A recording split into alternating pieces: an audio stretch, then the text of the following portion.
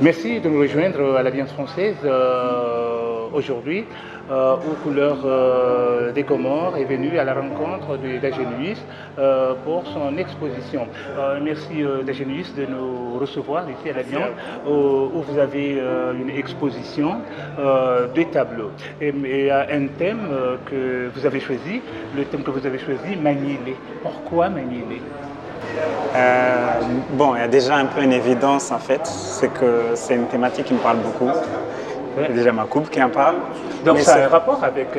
c'est un rapport un peu avec tout mon quotidien parce que quand j'ai commencé à avoir cette coupe, ça a été un peu l'agression des autres vis-à-vis à moi parce que j'ai une coupe pour eux qui n'est pas normale, entre guillemets. Donc j'ai commencé à partir de là à me poser des questions, à avoir plein de questionnements sur les cheveux en général. J'ai eu la chance aussi d'avoir participé à l'expo de SEDA qui s'appelait Msuko Coiffe, qui questionnait sur la thématique magico-religieuse au niveau des cheveux aux Comores. Donc, à partir de là, j'ai beaucoup appris. Et là, j'ai commencé à beaucoup plus approfondir mes recherches, à aller beaucoup plus vers ça. Est-ce que pour vous, c'est une façon de vous imposer? Non, en fait dans l'expo, c'est pas s'imposer, c'est plutôt s'accepter déjà. Faire passer le message qu'en aucun cas c'est pas un effet de mode, c'est pas un style, mais c'est plutôt des personnes, c'est plutôt une vie et une généralité, des personnes qui choisissent d'être comme ça. Si on avance bien à l'expo, là par exemple on voit des locks. Oui. Aujourd'hui quand on dit locks, on passe à Bob Marley, locks, ganja et tout ça, donc c'est des bandits directement. Ce qu'on oublie c'est que les locks existent depuis l'Égypte antique. Bien des milliers d'années avant Bob Marley. Donc, et dans l'Égypte antique, c'était la famille royale qui avait les locks. Donc c'était un peu quelque chose qui était de la haute société à ce moment-là. De la pensée qu'ont les gens sur justement les locks, sur le fait banditisme, pervers, un peu du tout bangé, comme on dit, tout ça.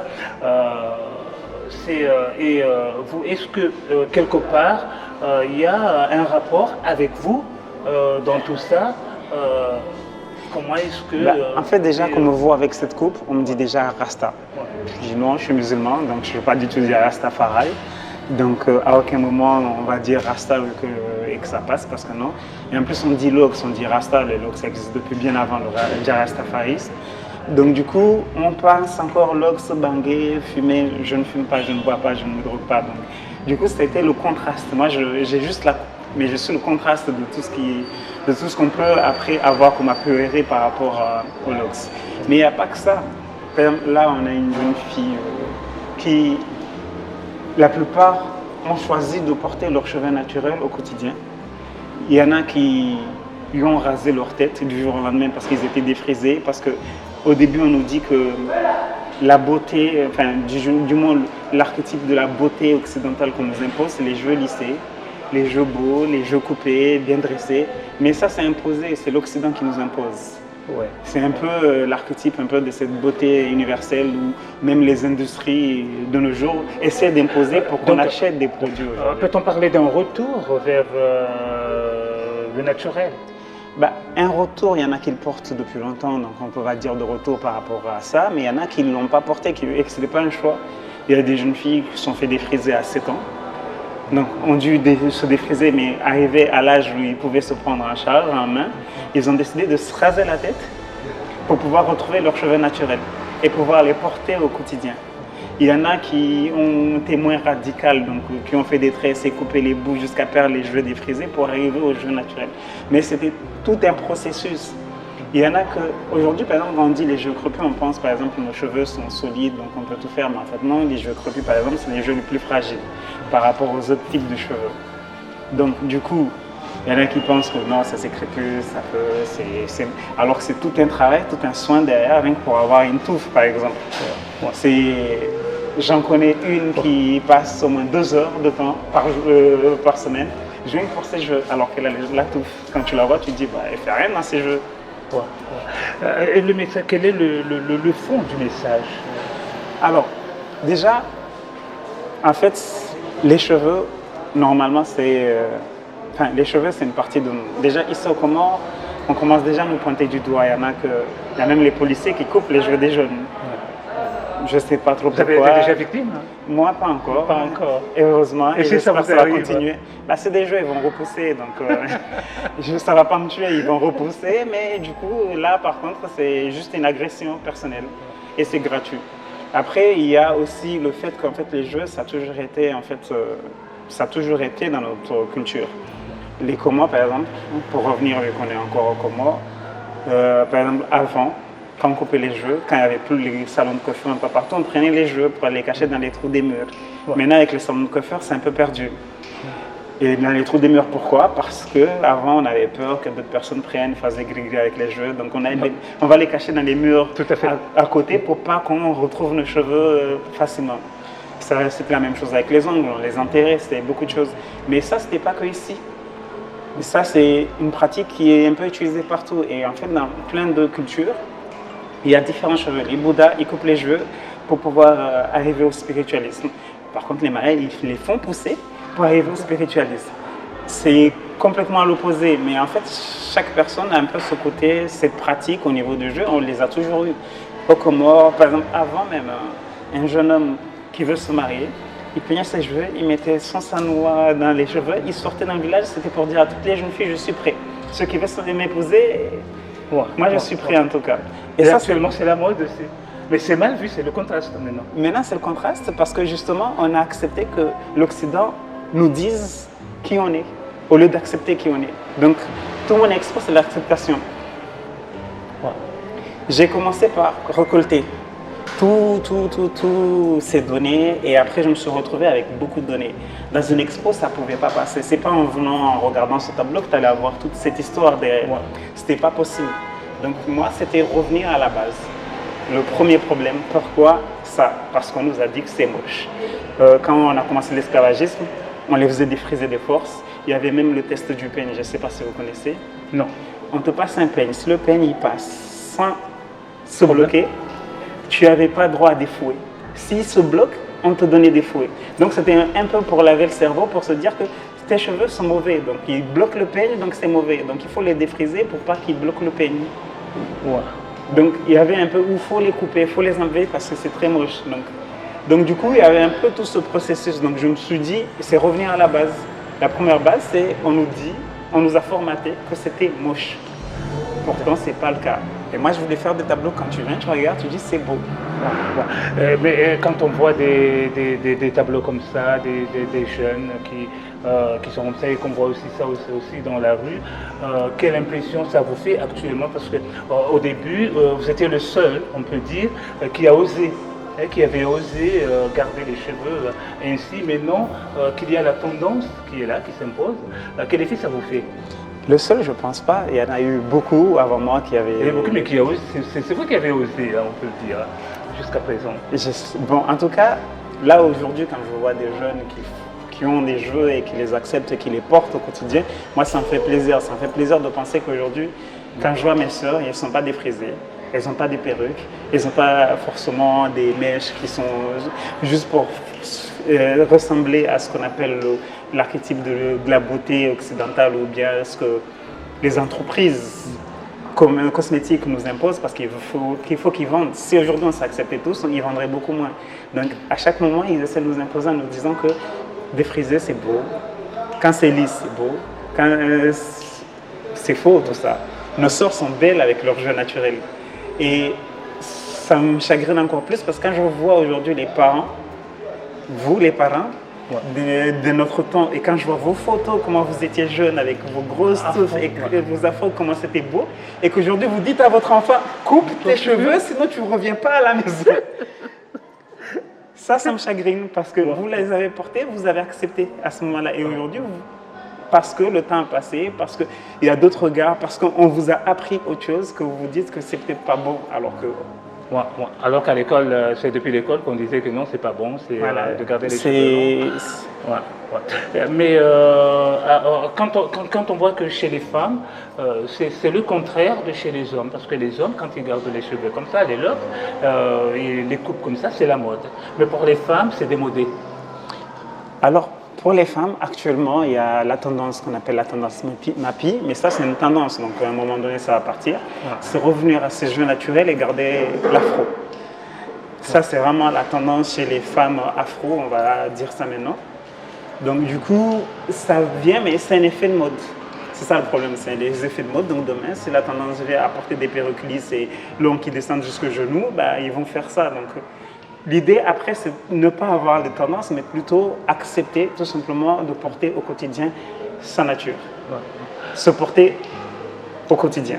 Et à part ce que vous avez vu dans la rue, à part ce que vous aviez en tête, d'où est-ce que vous tirez vos inspirations? Vous l'avez dit, la rue, ce qui passe dans la tête, mais en fait, au départ, en fait, c'est de pouvoir prendre du recul dans tout ce qu'on arrive à nous offrir, se questionner et poser les bonnes questions. Après, se demander qu'est-ce que je peux faire. Je pouvais faire des tableaux, raconter des histoires, mettre des textes, expliquer. Je pouvais faire ça parce que toutes leurs histoires, je les ai recueillies. J'en ai écrit des textes même dessus. Je pouvais faire ça. Après, je me suis dit non, ça va juste pas aider les gens à réfléchir, à se chercher soi-même, mais ça va juste donner des informations comme on peut en avoir partout, dans Internet, dans les magazines, on peut avoir des informations partout. Et à ce moment, c'est le flux d'informations, c'est full, c'est des informations partout, ton téléphone, WhatsApp, Facebook, des statuts, il y a trop d'informations. Donc c'est plutôt amener les gens à réfléchir d'eux-mêmes. Moi je viens là, je regarde le tableau, la première réflexion qui me vient, c'est de me dire c'est beau. Après, quand je me dis c'est beau, et je regarde après, mais ils ont tous les mêmes cheveux, ils ont tous des cheveux bizarres. Yeah. Après, je me pose des questions. Mais il y a aussi le regard aussi qui dit quelque chose. Le regard, oui. Le regard, en fait, il fallait toujours capturer une impression, un moment, un instant de vie qui ramène. Par exemple, si une jeune fille aime ses cheveux pour la beauté qu'ils leur offrent. Et dans son regard, ça dit tout. Que moi, j'adore mes cheveux parce que c'est beau. Si on avance, le jeune homme, lui, il est plutôt ailleurs. Il se fout de ce que les gens pensent de lui. Et c'est exactement ce qu'il est dans la réalité, dans la vie de tous les jours. Lui, depuis tout petit, il a des cheveux un peu éclatés et tout le monde le pointait du doigt. Et lui, il se disait, je m'en fous. Moi, j'aime bien mes cheveux, comment ils sont. Depuis petit. Depuis tout petit. Oui. Quand on connaît Dagenius peintre, Dagenius slammer, est-ce que les deux vont ensemble ou bien ce sont deux personnalités différentes? Les deux vont ensemble. Qui vivent en vous? Les deux vont. En fait, les deux vont ensemble parce que tout ce que j'ai fait, mine de rien, ça a démarré avec l'image. Ouais. Parce que avant d'écrire, je dessinais et depuis toujours, même avant d'apprendre à écrire mon nom, je dessinais déjà. Donc après, Donc le premier, le dessinateur. Le dessinateur avant toute chose. C'est le dessinateur avant toute chose en fait. J'ai commencé à écrire quand j'ai voulu faire de la BD. Donc qui dit faire de la BD, c'est écrire des histoires. Et j'ai écrit des histoires et je me suis dit mais les histoires sont moches par rapport à mes dessins. Donc je vais aller puiser et puiser c'est lire. Donc je suis tombé amoureux de la lecture. Et après, j'ai trouvé de la poésie. Donc, j'ai commencé à écrire de la poésie. Après, c'est parti un enchaînement, mais qui a toujours démarré avec l'image. Est-ce que vous arrive d'écrire et dessiner ce que vous avez illustré, ce que vous avez écrit, ou bien vous illustrez quelque chose et vous écrivez après? En fait, tout cette expo, j'ai recueilli avec eux tous leurs témoignages par rapport à leurs cheveux. Et tout ça, je les ai écrits. Ouais. Tout ça est écrit, tout ça c'est des textes qui sont écrits, qui sont posés. Il y a même des textes qui sont slamés par rapport à ça. Demain, dans le vernissage, vous entendrez une jeune fille qui va slammer un des textes qui sont nés avant même cette expo visuelle, qui sont nés avant, et les images sont venues après. Dagenius, quels sont les thèmes que vous préférez exactement? Parce que là aujourd'hui c'est Magnilé, quand on dit grand cheveux, Magnilé ou bien grande touffe. Est-ce que pour vous, quand vous avez dit dans Magnilé, dans votre thème, est-ce que c'est le fait de manier les grands cheveux, touffes, ou bien manier les modes, En fait, ou bien manier les cultures. En fait, on a tendance ici à se dire quand une personne a une bonne coupe ou bien et tout, on le dit, il les engage du style. Et quand c'est plus la bonne coupe, c'est plutôt une coupe explosée comme la mienne, on dit il est manilé, donc manilé est devenu un terme péjoratif, alors que manilé veut juste dire grande touffe. Ouais. Donc moi j'ai préféré prendre ce terme pour illustrer tout mon exposé parce que moi je suis dans ce qu'on appelle la coupe un peu péjorative. Donc à chacun d'apprécier à sa façon. On peut l'apprécier à sa façon, mais c'est toujours la coupe marginalisée et qu'aujourd'hui je l'offre en tableau bien coloré, que si on recule même on dirait des fleurs qui éclosent. Donc c'est comme ça que je l'offre. Donc le terme péjoratif pour moi c'est un joli terme qu'on peut le porter en acceptant exactement. Lequel dit le plus en vous, le slammer ou le dessinateur? Je pense que c'est toujours la même personne. C'est toujours la même personne. Toujours la même personne. Des esprits qui.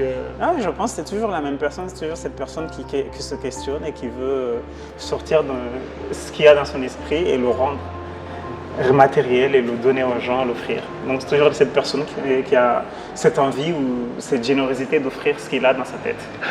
Depuis très jeune, vous avez dit que vous avez toujours aimé dessiner. Est-ce qu'il vous était arrivé qu'un jour vous irez jusqu'à exposer, jusqu'à devenir un dessinateur En fait, au départ, quand j'ai commencé à dessiner, je voulais offrir aux gens qui me donnaient les mêmes sensations. C'est-à-dire, je voulais faire de la BD, je voulais faire des dessins animés, je voulais faire un peu et rendre un peu. Donc j'ai fait beaucoup de BD au collège, donc ça va, j'ai rendu un peu. Et j'aimerais maintenant réaliser un dessin animé. Ça, c'est un projet qui va venir dans des années après. Mais du coup, exposer, j'y avais pas trop pensé, mais je suis tombé dedans très très jeune en fait. Depuis très très jeune, j'ai commencé à exposer. Donc après, bien sûr, le slam a pris du pas sur ma vie artistique. Donc les gens ont tendance à penser que je suis que slammer. Mais il y a eu plein d'expos, plein d'expos bien avant. Et d'ailleurs, même le nom d'Agenius est venu par rapport à des expos en fait. En fait, quand j'ai commencé à exposer, quand je signais Gamine, les gens venaient me voir directement. Donc après, je me suis dit, bon, au basket, on m'appelle Dagenius. Donc est-ce que je ne vais pas prendre le même surnom que j'ai au basket et le porter dans les peintures? Peut-être qu'on va se demander qui c'est. Donc j'ai signé et les gens ne savaient pas qui c'était. Ils venaient me voir et donner des commentaires, mais plus ouverts. Dans ce que je faisais. Ils venaient dire non, mais moi j'aime pas trop ce qu'il fait parce que lui, le Dagenius là, je sais même pas qui c'est, mais tu vois, ils commencent à s'ouvrir beaucoup plus que quand ils sont en face de moi et qu'ils savent que c'est de moi. Donc du coup, j'avais plus de commentaires qui étaient vraiment plus, on va dire, sincères parce qu'on a tendance à se dire ah c'est beau quand tu es en face de la personne pour pas le blesser. Mais là, comme il se dit, il n'est pas en face de la personne qui l'a fait, donc il se lâchait. Et moi, j'avais les meilleurs commentaires, j'avais les meilleurs retours. Donc, c'est là que j'ai commencé à utiliser ce nom d'Agenius dans l'artistique. Vous avez déjà fait d'autres expositions? J'en ai fait beaucoup. Et à l'extérieur? À l'extérieur, oui. On a exposé avec Skokov, par exemple, qui est parti jusqu'à Avignon, dans le festival d'Avignon. J'ai exposé quand j'étais beaucoup plus jeune dans les forums de BD. J'ai un peu voyagé pour ça. Ah d'accord. Et qui a voyagé le plus, le slammer ou le slammer, je dirais. Le slammer, qui a beaucoup voyagé. Et quelles sont vos perspectives par rapport à votre vie artistique en général? En général, déjà arriver à m'exprimer, c'est déjà pas si mal. Donc je vais continuer à le faire, à m'exprimer encore plus et donner encore plus de ce que j'ai à offrir. Et les jeunes qui aimeraient justement embrasser la carrière de dessinateur, mais qui ont peur, est-ce que cette carrière peut assurer une vie Après, il y a nos aînés qui sont là, qui peuvent en attester et qui ont... Bon, j'aime pas dire une vie parce que la vie, on l'a gagnée depuis qu'on est né, je veux dire par là, mais qui peuvent d'ailleurs se mettre à l'abri du besoin. Et il y a des aînés qui l'ont montré qu'on peut y arriver. Bon, la question c'est maintenant d'accepter et de lutter et ne pas être déterminé, on va dire. Est-ce que vous croyez que l'art, surtout le dessin, la peinture, ont une place dans la société comorienne? Alors, On peut se faire une place dans la société. Ben, elle a toujours fait partie de la société comorienne. Je veux dire, dans toutes les sociétés, même à partir du moment où avant il n'y avait pas les appareils, donc c'était plus la main qui était l'appareil humain, donc c'était l'artiste qui peignait. Donc on en a eu aussi, quand on regarde même nos anciens billets 5000 et tout ça, donc c'est des peintures la plupart du temps qui sont dedans. Donc ça a toujours fait partie de nous en fait. Et je pense que ça fera toujours partie de nous. Aujourd'hui, certes, il y a la photo, il y a la vidéo et tout ça, mais ça ne vaut toujours pas, Ça vaut toujours pas le dessin. Hein. le dessin ou le portrait ou la peinture ou ainsi de suite.